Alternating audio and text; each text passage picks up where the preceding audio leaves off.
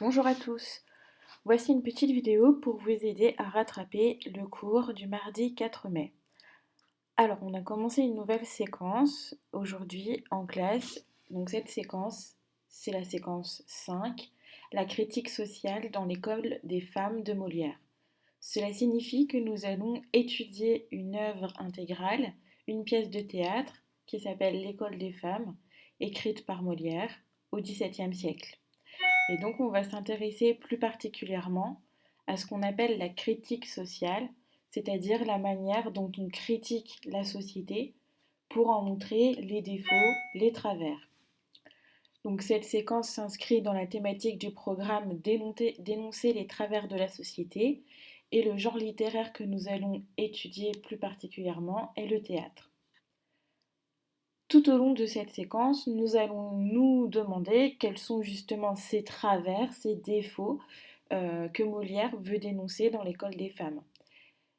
Mais ce qui est également intéressant, ce à quoi on va aussi réfléchir, c'est pourquoi on lit encore des pièces de théâtre de Molière aujourd'hui, au XXIe siècle. Eh bien parce que en fait, les défauts qu'il avait déjà constatés à son époque peuvent aussi exister encore aujourd'hui, ou en tout cas faire écho à d'autres choses qui sont valables de nos jours. Donc tout au long de cette séquence, nous allons nous fixer 4 objectifs principaux. Le premier, c'est acquérir le vocabulaire spécifique de l'analyse des textes théâtraux. Ainsi, si vous tombez sur un texte théâtral le jour du brevet, vous aurez le vocabulaire nécessaire pour répondre aux questions. Comprendre le contexte d'écriture de la pièce, plus particulièrement un mouvement qui s'appelle la préciosité et qui a lieu donc au XVIIe siècle. Réfléchir à la place des femmes dans la société au XVIIe siècle, mais aussi de nos jours. Mais à travers cette question, cette thématique, on va aussi réfléchir au lien évidemment entre les femmes et les hommes, et notamment le lien du mariage qui est questionné dans la pièce. On va comparer plusieurs mises en scène enfin de la pièce et essayer de voir quel choix peut effectuer un metteur en scène lorsqu'il décide de monter une pièce. On va s'intéresser à 3 extraits dans le détail, c'est ce qu'on appelle les lectures analytiques, la scène d'exposition, la tirade d'Horace et le dénouement. Et sinon, on va étudier 2 thématiques, c'est ce qu'on appelle des lectures transversales. Et donc à chaque fois, il y aura plein de petits extraits différents en fait pour illustrer ces thématiques, les types de comiques dans l'école des femmes et aussi l'évolution du personnage d'Agnès qui est le personnage féminin principal de la pièce. J'espère que nous aurons le temps aussi d'étudier quelques œuvres complémentaires de Molière, comme La critique de l'école des femmes, Les précieuses ridicules, Les femmes savantes, dont vous avez vu une mise en scène avant les vacances, mais aussi La carte du tendre et Madame de Scudéry qui a écrit un roman nommé Clélie, dans lequel justement le mouvement précieux s'exprime particulièrement. Ce serait pour en fait mieux comprendre le contexte social du XVIIe siècle. Et enfin, donc 4 notions de langue sur lesquelles on va se concentrer, qui sont donc des questions de grammaire qui peuvent tomber au brevet, l'énonciation, les modes verbaux et leurs valeurs, la langue du XVIIe siècle et les figures d'opposition et d'amplification, donc de nouvelles figures de style ou des révisions sur des figures de style qu'on a déjà croisées auparavant. Donc une fois qu'on a eu terminé de présenter cette séquence, donc les élèves donc, devaient coller le document là qui défile depuis le début de la vidéo dans le cahier, c'est le sommaire. Puis on a commencé donc un travail, la séance 1, pour partir à la découverte de l'œuvre. On a tout d'abord fait une première activité, l'activité 1, pour présenter ce qu'on appelle le générique de la pièce. Le générique de la pièce, c'est la page du livre, donc à l'intérieur du livre où est écrite la pièce de théâtre, Il y a 7 premières pages où on a la liste des personnages et parfois quelques petites indications de mise en scène. Donc par exemple ici, la scène est dans une place de la ville, c'est ce qu'on appelle aussi une didascalie. Et on a aussi une autre indication importante, comédie, en dessous du titre L'école des femmes, qui en fait inscrit la pièce de théâtre dans la tonalité comique. La première question était de se demander qui sont les personnages principaux. Les 2 personnages principaux sont les 2 premiers de la liste. Arnolphe, qui a aussi une autre identité, à savoir Monsieur de la Souche, et Agnès, qui est en fait sa pupille, c'est-à-dire une mineure qui a été placée sous la responsabilité d'Arnolphe, donc elle a grandi à ses côtés. C'est le lien qui les unit, c'est un lien qu'on pourrait qualifier de parentalité adoptive. C'est pas son père biologique, mais il a eu un rôle paternel auprès d'Agnès. Qui sont les personnages au service d'Arnolphe? Ce sont donc ses servants, ses serviteurs.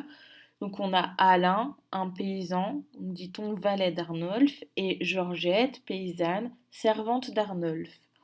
Donc ce sont eux qui sont à son service. Qui sont les amis d'Arnolphe? Eh bien nous avons Chrysalde, l'ami d'Arnolphe, Oronte, un grand ami d'Arnolphe, nous dit-on. Et par extension, on peut y ajouter Enrique, qui est le beau-frère de Chrysalde, et qui peut donc compter dans les connaissances amicales d'Arnolphe. Dans la question 2, on nous demande de nous intéresser plus particulièrement à Agnès, et en particulier donc aux adjectifs qui la qualifient. Donc dans la description, nous avons jeune fille innocente élevée par Arnolphe. Donc on peut relever 2 adjectifs, épithète, jeune, innocente. Que nous disent ces adjectifs de son caractère? Eh bien que c'est déjà donc une enfant, qu'elle n'est pas encore sortie totalement de l'enfance, puisqu'on a cet adjectif innocente qui peut faire référence à sa pureté, au fait qu'elle ne connaît pas encore bien les choses du monde, qu'elle en a été préservée, plus particulièrement qu'elle n'a pas eu de relation amoureuse avec des hommes. Voilà. D'ailleurs, cette pureté, elle est cultivée par Arnolphe, puisqu'en fait, il veut absolument empêcher Agnès d'avoir trop de liens avec l'extérieur et plus particulièrement avec d'autres hommes. Donc Agnès, ça va être, on va dire, la caricature même de la jeune femme qui ne connaît pas le monde extérieur, qui est caractérisée par sa pureté, mais aussi par sa naïveté. Voilà.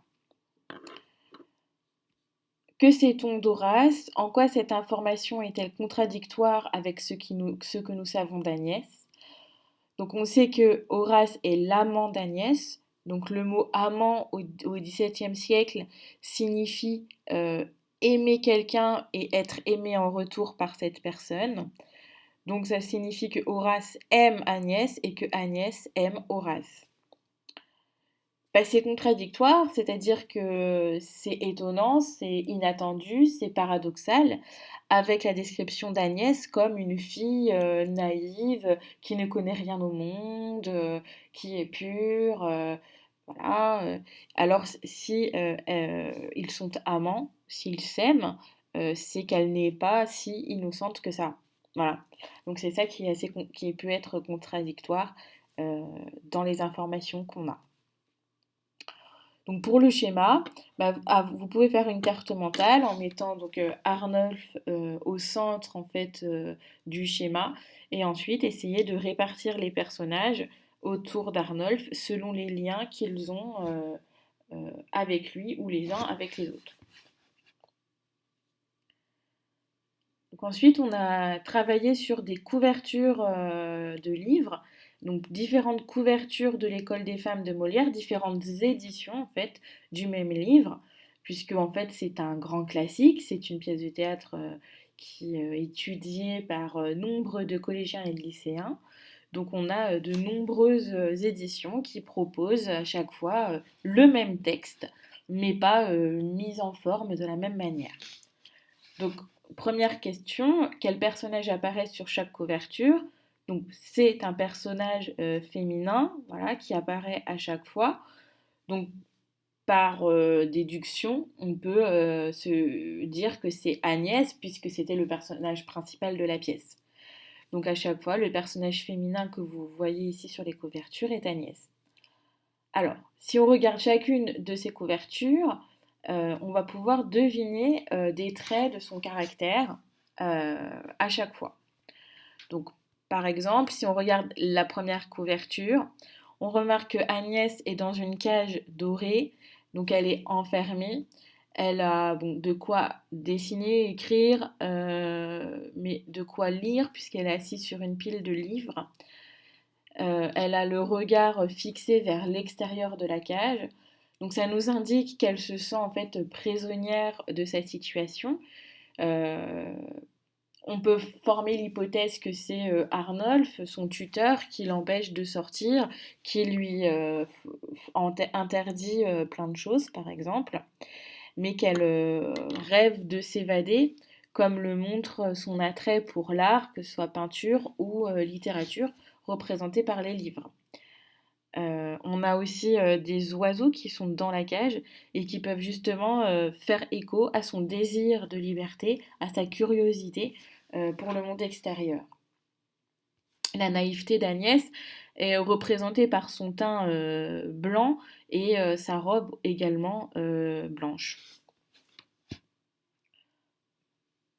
Ensuite, on peut s'intéresser à l'édition Librio de l'École des femmes, donc la couverture qui se trouve au milieu, où on voit donc le personnage d'Agnès, cette fois-ci, donc au centre de la couverture, seule, mais sans visage. Donc, qu'est-ce que ça peut dire de son caractère? Mais ça peut dire que finalement, on ne sait pas quel est son visage. On ne sait pas, euh, on ne sait pas les sentiments de quelqu'un si on ne voit pas son visage. C'est d'ailleurs un des problèmes posés par le port du masque en permanence en ce moment. Ça nous manque de ne pas voir le visage entier de nos comparses êtres humains. Donc là, si on ne voit pas son visage, ça veut peut-être dire que ses sentiments, ses émotions ne sont pas déchiffrables, ou alors qu'on la contraint à ne pas en avoir de sentiments ou d'émotions, ou tout simplement que c'est quelqu'un de très mystérieux qui dissimule ce qu'elle pense réellement, ce qu'elle ressent réellement, puisqu'elle a un tuteur particulièrement autoritaire, Arnolphe, qui l'empêche de faire ce qu'elle souhaite. Donc le costume, par contre, fait référence au XVIIe siècle, hein, très nettement ici sur cette couverture. Si on s'intéresse à la couverture dans les tons un peu rosés, là cette fois-ci, Agnès n'est pas seule. Donc elle apparaît en plus petit, dans un costume également qui fait un peu référence aux dames de la cour. Elle apparaît avec un autre personnage, un personnage sombre, masculin, qui s'apparente donc à Arnolphe, son tuteur. Il tient donc les ficelles donc dans ses mains qui le relient donc à Agnès, des ficelles comme pour une marionnette. Et donc là, on voit que c'est le fait que Agnès est manipulée, empêchée de faire ce qu'elle veut, qui est mis en valeur par cette couverture. On peut quand même remarquer que les ficelles sont coupées hein, sur la couverture, ce qui peut peut-être indiquer qu'elle va avoir la force à un moment donné de se rebeller et de s'affirmer. Donc enfin, on a une toute dernière couverture, donc celle qui est en noir et blanc de l'École des femmes, où cette fois-ci le costume d'Agnès semble beaucoup plus contemporain puisqu'elle a comme un petit tricot, un petit pull là, qui lui monte jusqu'au cou, qui indique d'ailleurs peut-être sa discrétion, hein, le fait que le bouton soit fermé jusqu'en haut du cou comme ça. Les cheveux tirés, le chignon fait aussi référence à cette discrétion, cette honnêteté féminine tant recherchée. Mais on voit aussi surtout un visage très jeune qui fait évidemment référence à la description d'Agnès, à la jeunesse d'Agnès. On voit aussi un visage plutôt inquiet, préoccupé, même peut-être mélancolique, avec vraiment une tristesse qui semble assez profonde, un regard vraiment vers l'extérieur de nouveau, hein, on sent qu'elle veut s'enfuir quelque part à travers ce regard. On a ici une couverture qui a une tonalité beaucoup moins joyeuse, hein, d'ailleurs avec le noir et blanc, peut-être que les autres. Ça me permet de rebondir sur la question 7. Que laissent présager ces couvertures de la tonalité de la pièce? Je vous rappelle qu'on a vu dans le générique que c'était censé être une comédie. Quand on regarde un petit peu ces couvertures, on voit que c'est une comédie quand même qui s'annonce assez noire, par moments assez sombre, que ce soit par ce personnage très sombre d'Arnolphe qui tient les ficelles d'une marionnette entre les mains, ou par cette Agnès sans visage de l'édition Librio, cette Agnès au regard préoccupé de l'édition Hachette, ou encore cette Agnès emprisonnée dans l'édition des Étonnants Classiques. Alors, est-ce que ça veut dire que c'est pas une comédie? Ah, si, c'est une comédie, elle a été écrite en tout cas pour être une comédie, mais ça signifie qu'il y a des sujets graves qui sont abordés dans cette pièce de théâtre et que ce n'est pas fait que pour rire, ou en tout cas que le rire va être utilisé pour aborder des sujets importants, des sujets peut-être aussi universels qui vont nous parler à nous tous, même si aujourd'hui on est au XXIe siècle, qu'a priori ça ne nous concerne plus puisque Molière vivait au XVIIe siècle. On verra que si, en fait, il touche aux sentiments humains, aux relations humaines, et ça, c'est universel, ça, c'est valable de tout temps et en tout lieu. Voilà. Voilà donc pour cette petite vidéo. J'espère que ça vous aura aidé un petit peu à mieux comprendre ce qui a été fait, à rattraper ce que vous avez manqué. À bientôt en cours et en vrai.